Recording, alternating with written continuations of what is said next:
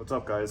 So today we're gonna be showing you how to change the windshield wipers on a German car versus a Japanese car. If you want more content like this, make sure to like and subscribe so you can find our page easier, and make sure you follow us on all of our socials. So let's get into the German car first. So these are super easy. They're supposed to be plug and play, just quick connects. But since it goes through all the seasons and stuff like that, it might get stuck a little bit. But you should just be able to press this button and then just slip it out like that perfectly. And you take the new one, you push it down a little bit, push it backwards like that, and it's all supposed to slide in, but it's brand new, so expect some struggle. So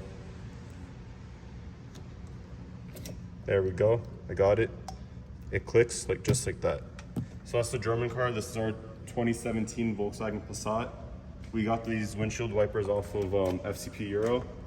And if you don't know the size, you could just look up on Google your car make, your model, and then just write windshield wiper size. Or if you have a measuring tape, just go right here. Our small one is 19 inches. Our other one is 21 inches, our bigger one. And then for this one, this is our Japanese car. This is our 2015 Nissan Pathfinder. For the windshield wipers, all you have to do is you pick them up. You bring the windshield wipers horizontally like this, and you just pull down on it, and that's it. It's that easy. You take them out, and to put them back in, all you do is you bring them up, and you just slide it back in, just like that. That's all, they're done.